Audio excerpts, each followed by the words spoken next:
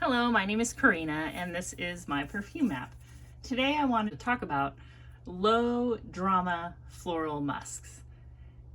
So what do I mean by low drama? I guess maybe I'll explain what I would consider like a high drama fragrance. A high drama fragrance would be something that just makes you like instantly think like, oh my gosh, like that's so good, that's so intense, wow, like what is that? Or if you smell it on somebody else, it just makes you kind of whip your head around like, wow, what was that?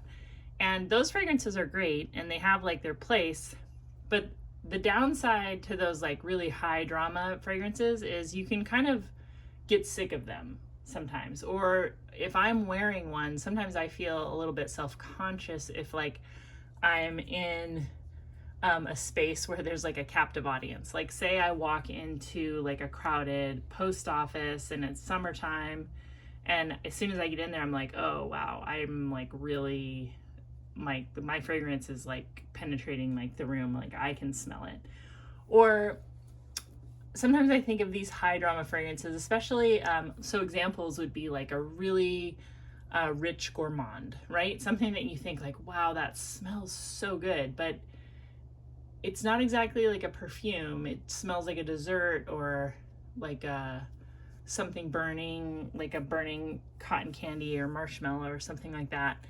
Or like something that's like really rich and like oudy. Like I think of like a really resinous kind of incensey oud fragrance. Like I might love wearing that at home, but like when I go out, I might feel like a little bit like just like self-aware, and that's definitely, you know, my own personality. I'm kind of a person that likes to hold my cards close to my chest. You know what I mean? I'm not like the my heart on my sleeve kind of person. I'm not like out there. I'm not like looking to get attention, you know, most of the time. I mean, I'm sure I am sometime, but like so these low drama fragrances, what I'm like envisioning, like the kind of person that I would think would like these kind of fragrances. Everybody has known somebody like this, I think, but this could be somebody that you take a class with or you work with, or somebody that you like ride public transportation every day with. And it's that person that the first time you see them, you almost like just you see them and then they leave your mind, right? There's nothing to report, you don't notice anything, you don't assume anything about this person. They're just kind of like, you know, person A. But maybe every time you see them, you notice something else. Like you notice that even though they dress very plain, maybe like their clothing is like pretty nice. Like you just start to notice like that's like a really nice sweater. Or you see them like laughing at a joke and you kind of realize like they have like a good personality. But by like the 10th time that you see them, you realize like this is like the top dog.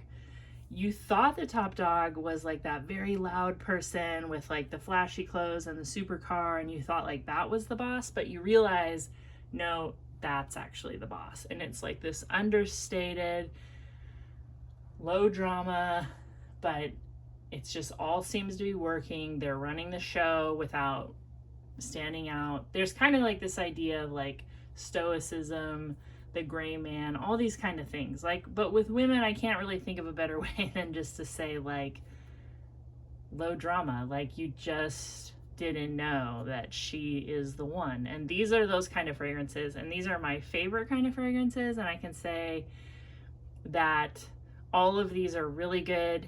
And I think if you smell them once, they're going to be kind of forgettable. They're kind of growers. All right, so the first one I want to talk about is Banana Republic Woman. And I bought this as part of a lot. This is basically Clementine, Lily of the Valley, and Musk. And this came out in 1995. The late 90s, or you know, mid 90s, late 90s was so good at creating these your skin but better kind of musky floral fruities. It was just a break from the super heavy civety musks of the 80s.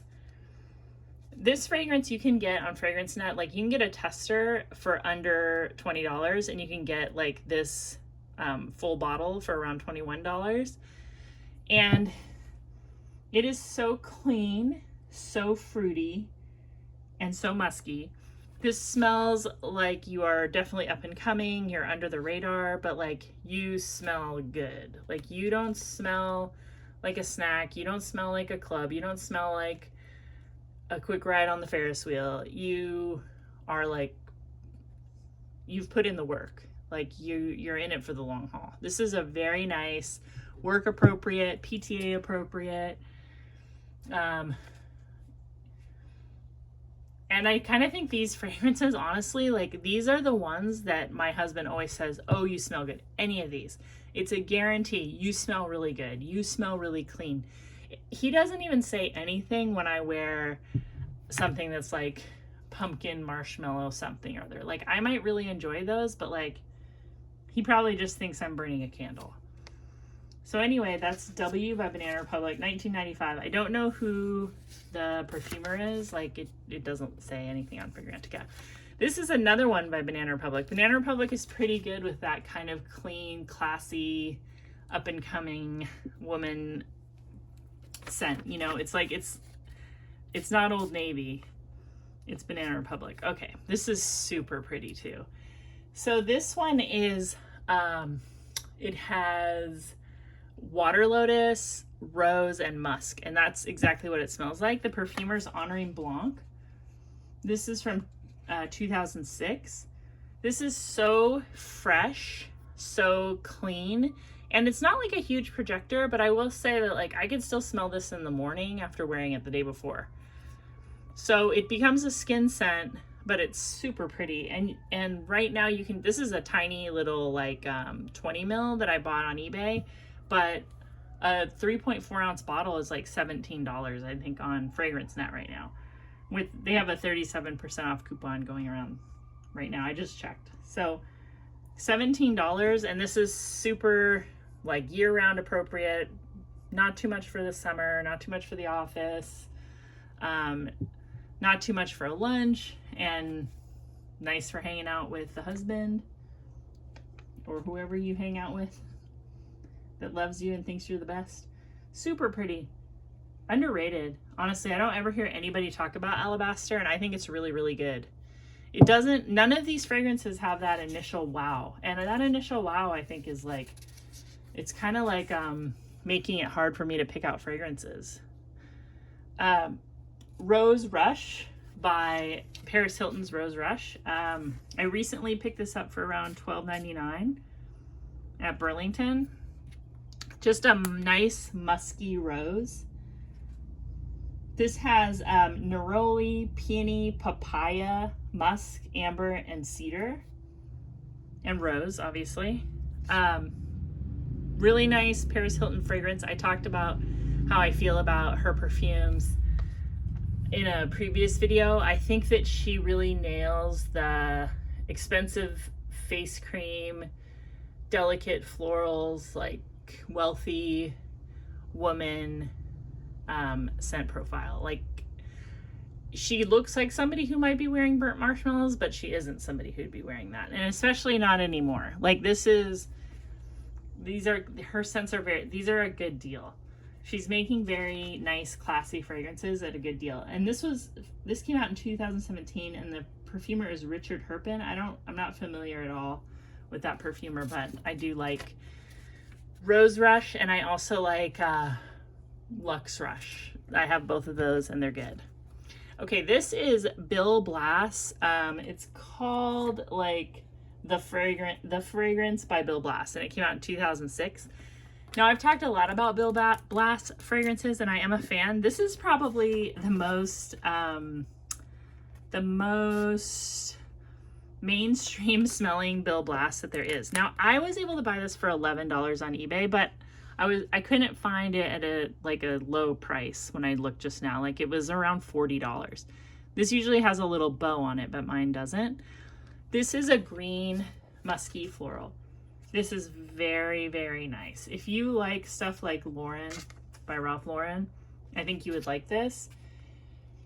There is just very sweet kind of green notes, white florals, and musk. And the dry down is a very modern musk not unlike a lot of the musks in these. Like if you like SJP Lovely, you'd probably like this. If you like Lauren by Ralph Lauren, you'd probably like this. This is very clean and fresh and just smells really great on your skin. It really just smells like you have like a very high-end lotion or cream, hand cream. And I love those kind of fragrances. The next one that I have is Blue Seduction by Antonio Banderas. So I was wearing this for the last couple days, and my husband was like, oh my gosh, you smell so good. I want to wear that too.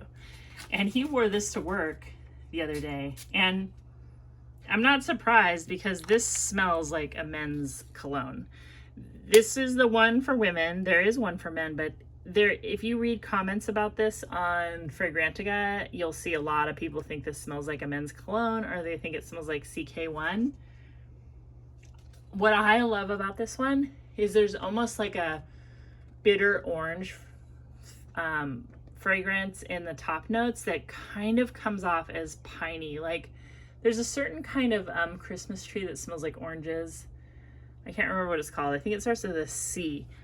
But this reminds me of that, kind of piney, but then it has rose and white florals and raspberry and violet and patchouli and musk and benzoin. So it's like a spicy, clean musk. And it's pretty long lasting. I think this bottle is like $15. You can get like a massive, like 6-ounce bottle of this for I think it's like $22 on FragranceNet. And one of the things that you should know about this fragrance that came out in 2008 is the perfumers are Olivier Cresp, Elizabeth Vidal, and Rosendo Mateo. I mean, that's like a pretty solid lineup, and this is pretty inexpensive. I think it's not that popular because of how masculine it smells, but if you like those kind of masculine fragrances, it's really, really good. And it's I don't feel masculine when I wear it. I think it's really pretty. It's also very refreshing if it's hot and muggy. Yeah, I think it's great. Underreported on for sure. The next one is not underreported on at all, and even I've mentioned this a bunch of times. This is Lovely by Sarah Jessica Parker, and this is a beautiful floral musk. It has lavender, it has a margarita note, it has musk and cedar. It's super clean and like refreshing, airy.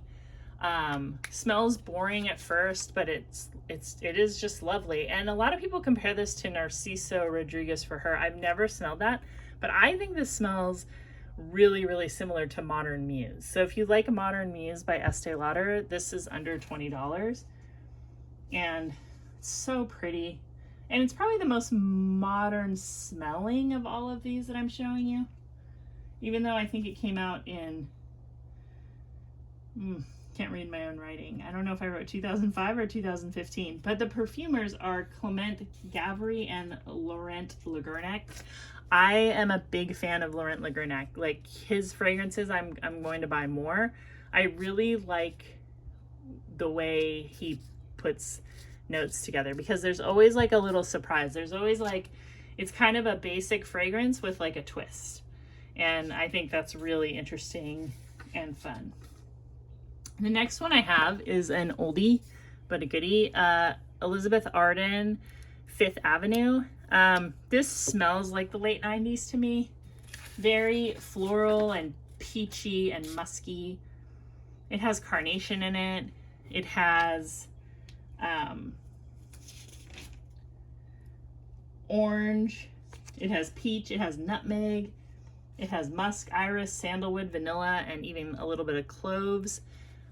Again, clean and sophisticated. This is like a good work fragrance or a good like, I need people to take me seriously fragrance, but like it's not edgy, it's not scary, it's not like a leather saddle. I don't know what it is. I don't know if it's just me or like I'm just ready for like a big change in trends, but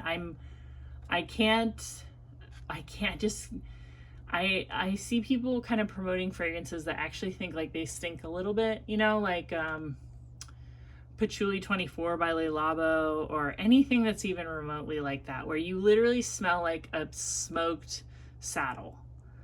I'm not, I mean, I think it's cool and everything that you could smell like anything, but like at the end of the day, at the end of every day, almost of my entire life, what I really want is just something that smells clean and professional and appealing to my husband, and that's what this kind of fragrance is. And it's very inexpensive. It's tried and true. I mean, it's been around since 1996, the perfumers Anne Gottlieb. I mean, you can't go wrong. Like, this is very, very likable. The only time I could see somebody being like, this is definitely not for me, is if you were very, very young and very, very active, like socializing and trying to like differentiate yourself for reasons that you don't have when you're almost 50 years old. You know what I mean? I mean, look, I still want to be unique, but like that doesn't come in a bottle for me anymore, right? That comes from like a lifetime of experiences. The next thing that I wanted to share is Noah by Cacharel. So pretty, probably the wildest fragrance of the bunch, because this is a musk that also has notes of coffee and white florals and sandalwood and incense. And if you think any of that sounds scary, it's so well blended. You can get like a little bit of a coffee note, but it almost smells like you're wearing a nice musk perfume, but you just walked through Starbucks and then maybe the metaphysical shop right next to it. You don't smell like incense. You don't smell like coffee. It's just like a light coffee smell, which I think is actually pretty attractive on women, just kind of because we like coffee so much. I don't know, like it's kind of a natural modern woman smell of coffee. And this is clean, soapy musk, really pretty. Really nice, your skin but better kind of musk. The perfumer is Olivier Cresp, and this came out in 1998. I mean, I just feel like the late 90s, early 2000s was a really good time for musk, especially because it was different than like a civet musk, which I like, but you know, those civet musks, they always kind of smell like, I just always think of like somebody licked your skin. Like you're really smelling like a human smell. Maybe it's like sweetened up in the perfume and everything, but there's something a little bit gross that comes off as kind of attractive because we're just naturally attracted to musky smells, you know? That's just the way it is. And then another Laurent Lagernac fragrance that came out in 2005. This is probably one of my absolute favorite discoveries of this year. And it's everything. It's the reason why I like Laurent Lagernac, because this is like a melon, aquatic, floral, cotton candy vetiver. So it's like you think it's one way, but then it starts smelling like a different way. This is like, my husband loves it when I wear this. I feel very smart and put together when I wear this. It's just clean enough, sweet enough, and earthy enough. It's exactly right. First time you smell it, you're gonna think it's so boring, but then you're gonna wear it out and be like, what smells so perfect? Oh, it's me, because my perfume is awesome. This also comes in a body mist, and I did get a bottle of it in a lot, and it smells very similar. I haven't actually worn it yet, but it smells the same. So that's Kenneth Cole Reaction for her. And the last one that I have is Guess 1981. Which I bought this at Burlington for maybe $20. It was either like $13 or $20. I think it was $20. So pretty. You know what? It was $16.99. I don't know. It was around $20. This is really pretty. It gets compared to Mojave Ghost, and I totally see that. It has violet, ambrette, sandalwood, jasmine, pear, musk, cedar, and amber. It's kind of a skin scent. You might have to reapply if you really want to project. Pretty. Similar to Lovely by Sarah Jessica Parker in a way, without like lavender. Just a musky, clean, beautiful scent. Anyway, I hope you enjoyed this video. Do you have any of these kind of low drama musky florals in your collection? Is there a fragrance that you feel like whenever you just want to smell good and respected and serious, what fragrances do you like to wear? I think it's like fun to have a lot of different scents. I definitely have kind of fragrances that I think smell skanky and trashy. I have some gourmands, but this right here, this is where I feel absolutely the best. These are the kinds of fragrances I like to build my collection around, and everything else would be kind of more nuanced. Anyway, thank you for watching my videos. Thank you for subscribing. I saw today that I had 900 subscribers. I think that's like pretty amazing. I'm very proud of that, and I thank you if you are one of the people who decided to subscribe and comment. I hope to talk to you real soon. Bye-bye. Subscribe.